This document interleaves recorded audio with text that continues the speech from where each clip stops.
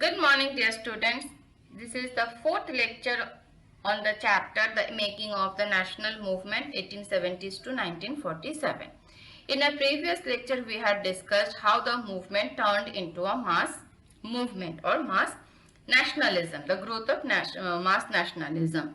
And इसके पीछे reason क्या था? Mostly the reason था that was the First World War. First World War broke out in 1914 and it had a very bad impact on Indian society.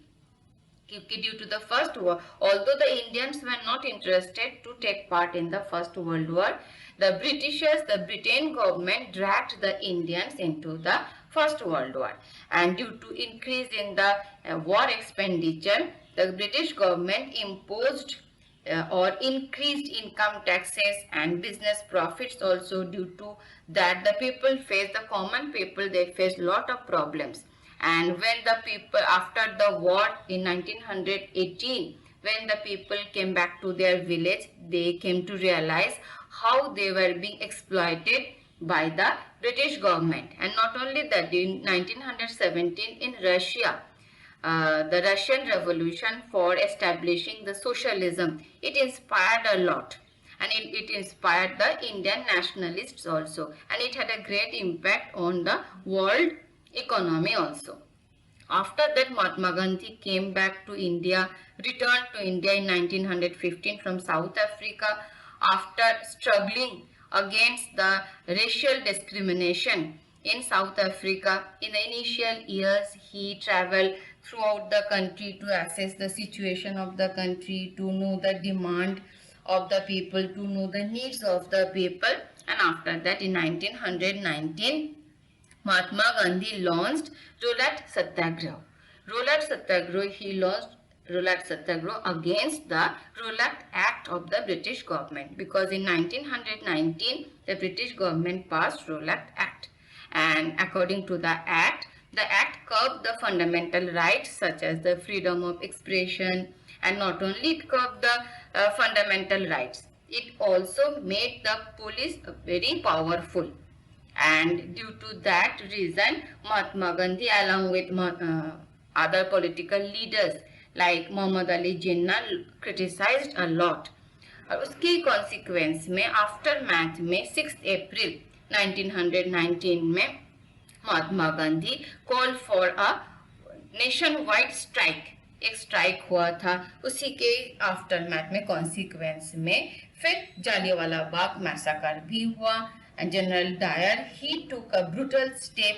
Thousands of people were killed, and many people were wounded, and the whole country, irrespective of the leaders, irrespective of political parties, criticized a lot of that incidents of the British government. And not only that, Rabindranath Tagore, he expressed pain and anger, and he renounced his knighthood.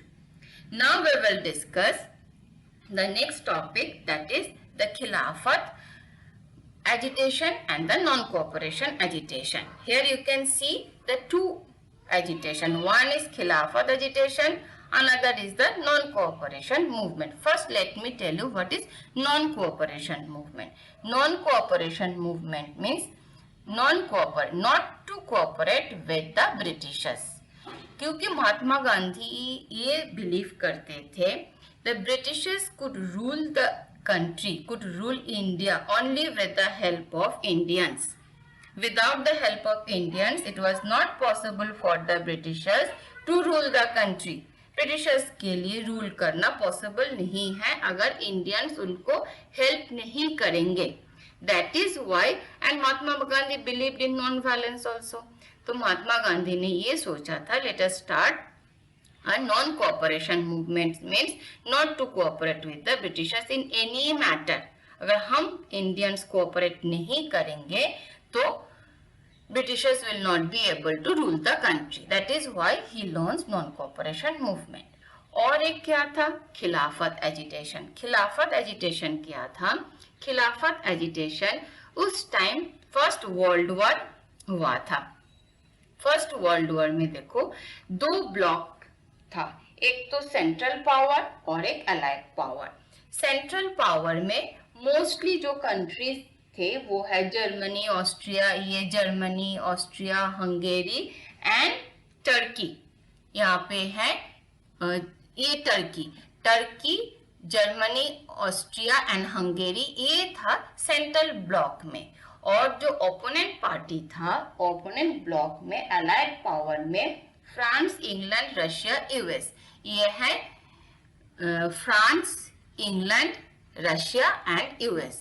तो अगर आप देखोगे England and Germany opposite block में और Germany के block में Turkey.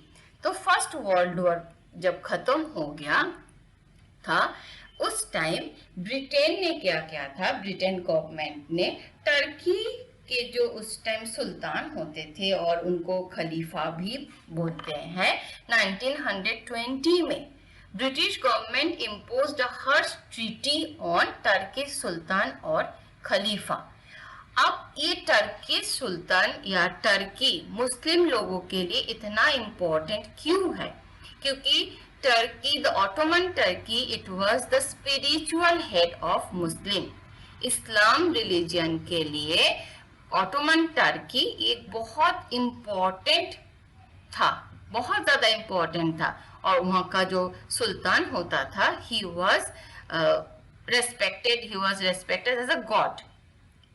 तो इसलिए जब टर्की के ऊपर ब्रिटेन ने हर्ष ट्रीटी इम्पोज किया था 1920 में, the Muslim all over the world they became agitated. पूरे दुनिया में जितने भी मुस्लिम्स थे वो बहुत गुस्से में आ गया था। तो इंडिया में जो मुस्लिम्स थे, that is you can see here two brothers, they were very famous Bombay में, मोहम्मद अली एंड शौकत अली। ये दोनों मुस्लिम ब्रदर्स ने खिलाफत कमेटी का फॉर्मेशन किया था। खिलाफत कमेटी का फॉर्मेशन किया था to fight against the British government. तो अब महात्मा गांधी ने देखा कि the Muslim they were also very angry, they wanted to oppose the British government, and Indians also wanted to oppose the British government, क्योंकि पंजाब में जो जनरल डायर ने किया था अमृतसर में, it was not acceptable. That is why महात्मा गांधी ने क्या किया, खिलाफत कमेटी, खिलाफत एजिटेशन और नॉन कोऑपरेशन को, मूवमेंट को एक साथ मार्च करके लॉन्च किया। क्योंकि महात्मा गांधी ये भी बिलीव करते थे जब तक हिंदू एंड मुस्लिम यूनाइटेड नहीं हो जाएंगे तब तक वो मूवमेंट या स्ट्रगल फॉर इंडिपेंडेंस सक्सेसफुल नहीं होगा। इसलिए महात्मा गांधी हमेशा कोशिश करते थे कि to unite Hindu and Muslim, to bring Hindu and Muslim under a same umbrella, so that the movement could be a successful one. That is why in 1920 में the British imposed a harsh treaty on Turkey Sultan और खलीफा, and he was deprived his political powers. उनके political powers authorities से खलीफा को हटाया गया था। ये harsh treaty के तहत किसने किया था? ब्रिटिशर्स ने। That is why the Muslim all over the country they became very angry. And in India, Muhammad Ali and Shaukat Ali, the two Ali brothers, they were very famous as Ali brothers. Bombay में उन्होंने खिलाफत committee का formation किया, and that time the Khilafat and non cooperation movement को एक साथ गांधी जी ने launch किया to get independence, and Gandhi ji demanded swaraj. Swaraj means independence. अब इन 1921-22 नॉन कोऑपरेशन मूवमेंट में बहुत मोमेंटम आया था, मीन्स बहुत सारे लोग, नॉट ओनली पॉलिटिकल लीडर्स या मुस्लिम एंड हिंदूज, स्टूडेंट्स भी, लॉयर्स भी, टीचर्स भी, डॉक्टर्स भी, all they participated in huge number, women, children, सभी क्लास के, मोतीलाल नेहरू, सी.आर. दास, सी. गोपालाचार्य, असफ अली, सभी ने, ये सारे लॉयर्स थे। Motilal Nehru, CR. Das, C. Gopalacharya and Asaf Ali सभी लॉयर्स थे। इन्होंने अपने प्रैक्टिस छोड़ के इस मूवमेंट में पार्टिसिपेट किया था। और नॉट ओनली दैट, उस टाइम जो ब्रिटिशर्स टाइटल देते थे ना, जैसे कि रविंद्रनाथ टैगोर को नाइटहुड टाइटल मिला था, बहुत सारे लोगों को ऐसे टाइटल्स भी मिला था। तो सभी ने अपना टाइटल्स भी सरेंडर किया, फॉरेन गुड्स को सरेंडर किया, देन जो लेजिस्लेचर काउंसिल को भी सरेंडर किया। नॉट ओनली फॉरेन गुड्स को सरेंडर किया, वो बॉनफायर भी किया था, जलाया, बर्न भी किया था, जलाया भी था। सो दिस वाज द खिलाफत movement and the non-cooperation movement. Let us see what is written here. In 1920, the British imposed a harsh treaty on Turkish Sultan or Khalifa, and he was deprived of his political power and authority. Due to that, the Muslim all over the world became very angry, and the Khilafat movement was launched by Muhammad Ali and Shaukat Ali, who wished to initiate a full-fledged non-cooperation movement against the British under the leadership of Gandhi ji and demanded Swaraj. And in 1921-22, the non-cooperation movement gained momentum. Thousands of students left government-controlled schools, colleges. Many lawyers, Motilal Nehru, C.R. Das, C. Gopalacharya, Asaf Ali gave up their practices. British titles were surrendered and legislatures boycotted. People lit public bonfire of foreign clothes. इससे क्या हुआ था? Foreign clothes boycott करने से और foreign goods को boycott करने से ब्रिटिश गवर्नमेंट का बहुत ज़्यादा रेवेन्यू का भी नुकसान हुआ था। क्योंकि उस टाइम वो क्या करते थे ब्रिटिशर्स, एक कहानी मैं आपको सुनाती हूँ। वो क्या करते थे, जब इंडस्ट्रियल रेवोल्यूशन हुआ, पहले तो कॉटन टेक्सटाइल में हुआ था, तो वो रॉ कॉटन इंडिया में से ले जाते थे ब्रिटेन में। इंडिया में से, ये देखो, इंडिया में से, ये इंडिया है, ये ब्रिटेन है, इंडिया में से सी रूट से वो रॉ कॉटन ले जाते थे या यहाँ से ले जाते थे, और बाद में फिनिश्ड गुड करके फिर इंडिया में हाई प्राइस में वो बेचते थे। इससे क्या होता था, बहुत ज्यादा रेवेन्यू ब्रिटिशर्स इंडियन मार्केट से अर्न करते थे। जब इंडियंस ने फॉरेन गुड्स को बॉयकॉट किया, बॉनफायर किया, इससे उनका बहुत ज्यादा झटका भी लगा था, बहुत रेवेन्यू लॉस भी हुआ था ब्रिटिश गवर्नमेंट का। यही चाहते थे इंडियंस, हर तरह से ब्रिटिश गवर्नमेंट को शॉक देना। अब देखो, इस मूवमेंट में लोगों का इनिशिएटिव पार्टिसिपेशन क्या था, किस एंगल से, किस मकसद से, किस इंटरेस्ट से लोगों ने इस मूवमेंट में पार्टिसिपेट किया था।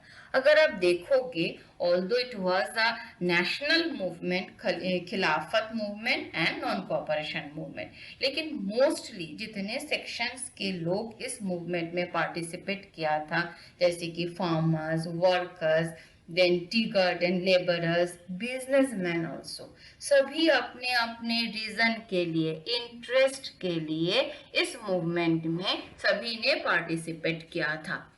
कि जिन वो क्या सोचते थे, जो हमारा इंटरेस्ट है, मान लो किसी को, जैसे कि फार्मर्स को हाई रेवेन्यू नहीं देना है लैंडलॉर्ड्स को, तो वो नॉन कोऑपरेशन मूवमेंट में पार्टिसिपेट क्यों किया था, ताकि वो सोचते थे अगर हम नॉन कोऑपरेशन मूवमेंट में पार्टिसिपेट करेंगे तो हमारे जो रेवेन्यू है उसमें रिडक्शन हो जाएगा।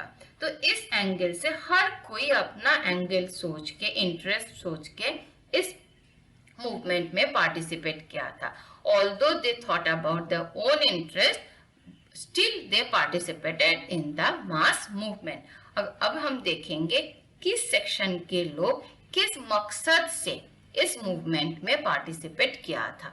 इन Kheda, Gujarat, Patidar means the peasants, Patidar peasants organise non violent movement उन्होंने किया था।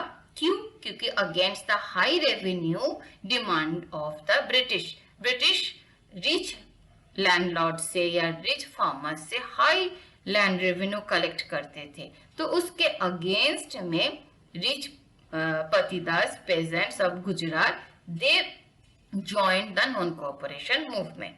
अब आंध्र प्रदेश, तमिलनाडु में क्या किया था, coastal area of Andhra Pradesh and Tamil Nadu में the people liquor shops were picketed.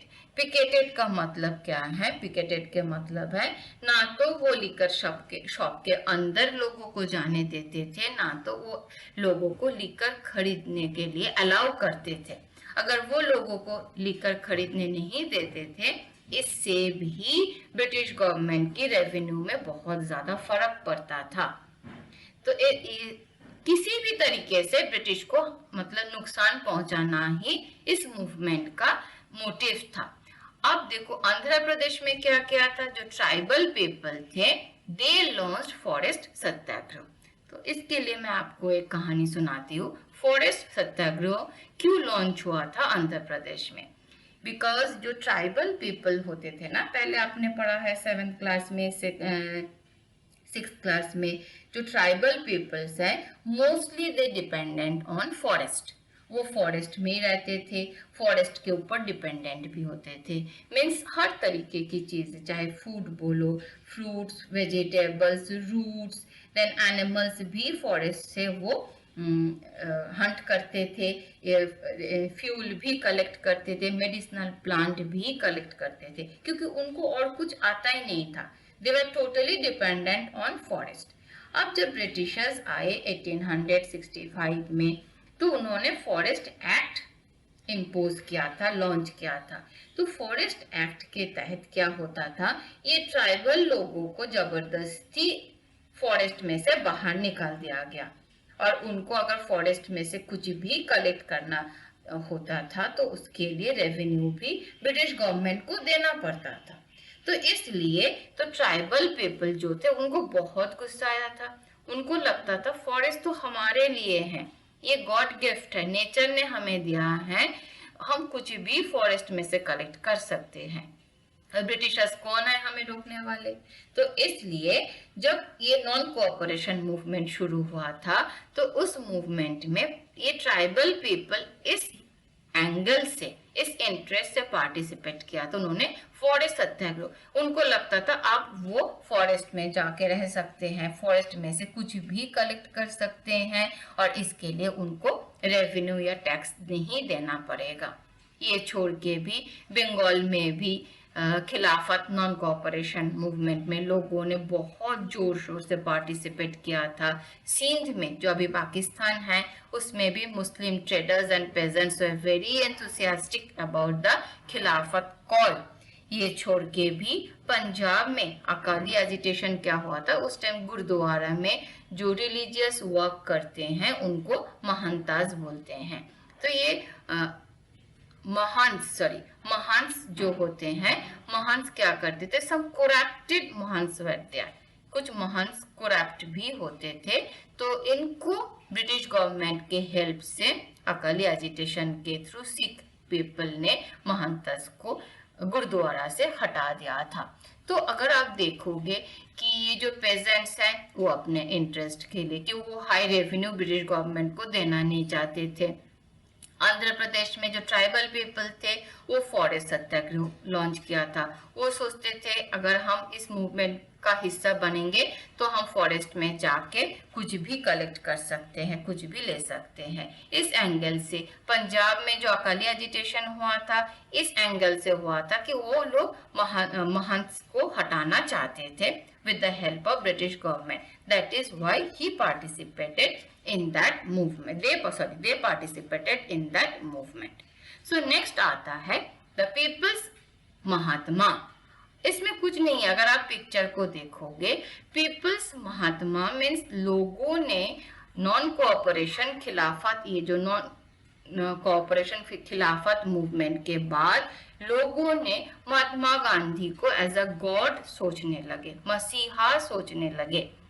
वो सोचते थे कि महात्मा गांधी आए, साउथ अफ्रीका से आए, क्यों आए? To help them to overcome their misery and poverty. जितने भी प्रॉब्लम है, जितना भी परेशानी है, महात्मा गांधी अभी दूर करेंगे, इसलिए महात्मा गांधी आए हैं। तो इसलिए देखो इस चैरियट में महात्मा गांधी को कहाँ पे उन्होंने बिठाया है, इस पिक्चर में। ये लॉर्ड कृष्णा है, पीछे जवाहरलाल नेहरू है, महात्मा गांधी है, he was drawing the chariot, Subhash Chandra Bose है, और सारे कांग्रेस के लीडर्स हैं, बहुत सारे लीडर्स हैं। तो लोग ये सोचने लगे कि Mahatma Gandhi would now help them to overcome their problem। लेकिन गांधी जी ने क्या चाहा था? गांधी जी ये नहीं चाहते थे कि लोगों को क्लास में, देन लोगों को सेक्शन में डिवाइड किया जाए। महात्मा गांधी चाहते थे एक यूनिटी, एक बॉन्ड बनाया जाए, सभी को एक साथ लेके इस मूवमेंट को वो सक्सेसफुल बनाना चाहते थे। उस टाइम क्या हुआ, जैसे कि लोग अभी नहीं बोलते कि राम राज्य, राम के अयोध्या में क्या होता था, उस टाइम सभी लोग पीसफुली रहते थे। तो इस टाइम भी लोग सोचने लगे ये गांधी राज आ गया है। गांधी राज में बहुत सारे लोग इस गांधी राज के नाम से भी अपने हिसाब से भी बहुत कुछ किया था। जैसे using Gandhi's name, tribal and peasants undertook actions that did not confirm to Gandhian ideals. बहुत सारे लोग अपने हिसाब से काम करने लगे और उनके पीछे रीजन बोलने लगे, अभी गांधी राज आ गया है, गांधी जी ने ये बोला है, गांधी जी ने वो बोला। एक्चुअली गांधी जी ने सब कुछ नहीं बोला होगा। That is why this is the people's Mahatma. लोगों ने महात्मा गांधी को एज अ मसीहा, एज अ गॉड सोचने लगे थे। Okay, I think you got this portion. Thank you and have a good day.